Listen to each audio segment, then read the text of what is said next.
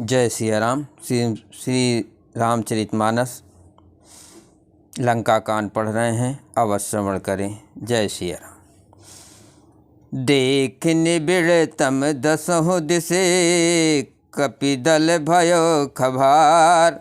एक ही एक न देखें जहाँ तहाँ करहीं पुकार। दसों दिशाओं में अत्यंत घना अंधकार देखकर वानरों की सेना में खलबली पड़ गई। एक को एक दूसरा नहीं देख सकता और सब जहाँ तहाँ पुकार रहे हैं।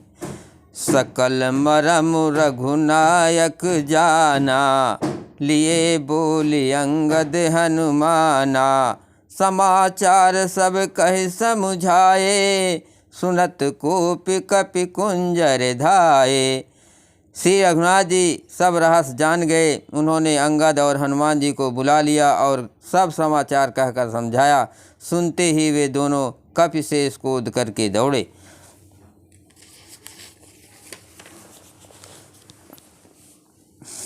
पुनि कृपाल हंसि चाप चढ़ावा, पावक सायक सपति चढ़ावा।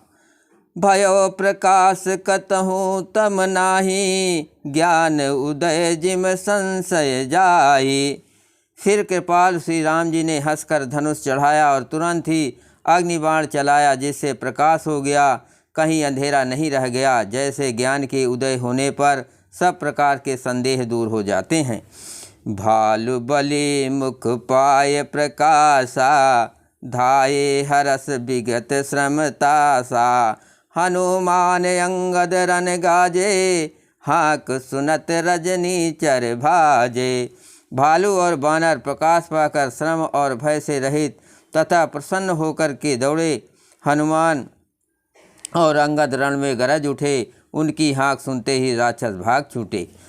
भागत भट पट कहीं धर धरनी, करहीं भालु कपि अद्भुत करनी। गहि पद डारहि सागर माही, मकर उरग झग धरि धरि खाई। भागते हुए राक्षस योद्धाओं को बानर और भालू पकड़कर पृथ्वी पर दे मारते और अद्भुत आश्चर्य करते हैं। युद्ध कौशल दिखलाते हैं। पैर पकड़कर उन्हें समुद्र में डाल देते हैं। वहाँ मगर, सांप और मच्छ उन्हें पकड़ कर खा डालते हैं। महावीर बिरनो हनुमाना, आप राम जासु जस आप बखाना। कछु मारे कछु घायल, कछु गढ़ चढ़े पराय। गरजहि भालु बलि मुखो, रिपु दल बल चिल्लाय। गरजहि भालु बलि मुख, रिपु दल बल बिचलाय। कुछ मारे गए, कुछ घायल हुए, कुछ भागकर चढ़ गए। अपने बल से शत्रु दल को विचलित करके रीछ और बानर वीर गरज रहे हैं। निशा जाने कपि चारहुअनि, आए जहाँ कुशलाधनि। राम कृपा कर चितवा सबहि, भय विगत सम बानर तबहि।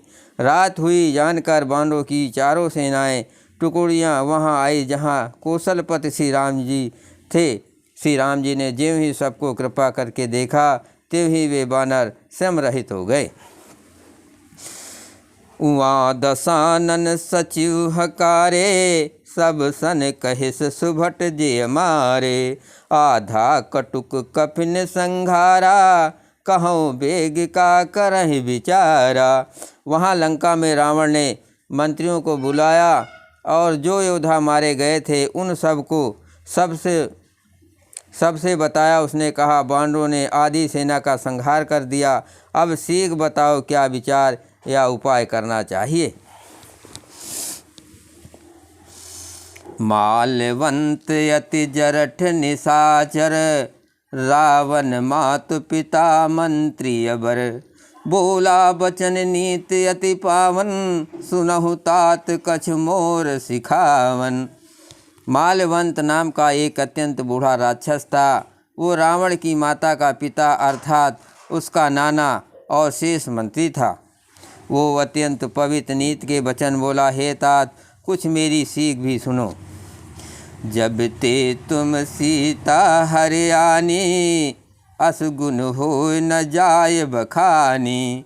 वेद पुराण जासु जसु गायो, राम विमुख काहु न सुख पायो।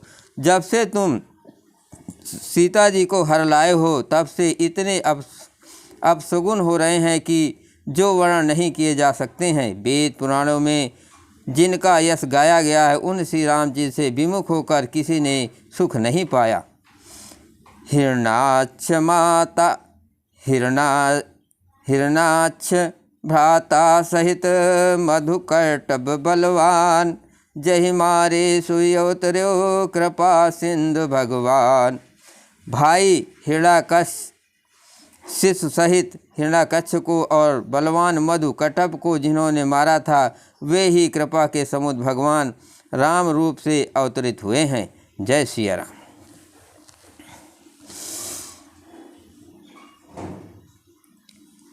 काल रूप खल बन दहन, गुनागार घन बोत, शिव बिरंच जैसे वहीं तासु कौन विरोध। जो काल स्वरूप हैं, दुष्टों के समूह रूपी बन के भस्म करने वाले अग्नि हैं, गुणों के धाम और ज्ञान घन हैं, एवं शिव जी और ब्रह्मा जी भी उनकी सेवा करते हैं, उनसे बैर कैसा। परिहर बयोर देव बय देही, भजहु कृपा निधि परम सनेही, ताके बचन बान सम लागे, करिया मुँह करी जाए अभागे। अतः बैर छोड़कर उन्हें जानकी जी दे दो और कृपा निधान परम स्नेही श्री राम जी का भजन करो। रावण को उसके बचन बाण के समान लगे। वो बोला, अरे अभागे, मुँह काला करके यहाँ से निकल जा। बूढ़ भयस नाता मरत्युँ तो ही, अब जनि नयन दिखावसी मोही, तेहि अपने मन यस अनुमाना, बधो चहत यही कृपा निधाना।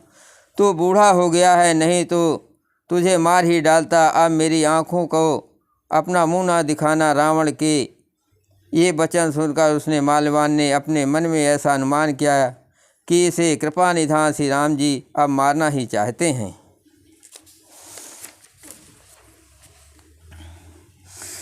सो उठ गयो कहत दुर्बाधा, तब सकोप बोल्यो घन नादा, कौतुक प्राथ देखियो मोरा, करिहो बहुत कहो का थोरा। वो रावण को दुर्वचन कहता हुआ उठकर चला गया। तब मेघनाद क्रोधपूर्वक बोला, सवेरे मेरी करामात देखना, मैं बहुत कुछ करूँगा, थोड़ा क्या कहूँ, जो कुछ वर्णन करूँगा थोड़ा ही होगा।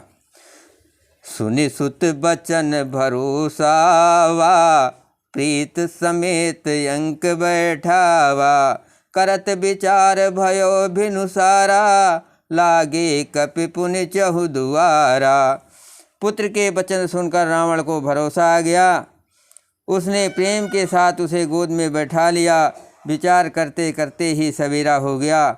बानर फिर चारों दरवाजों पर आ लगे।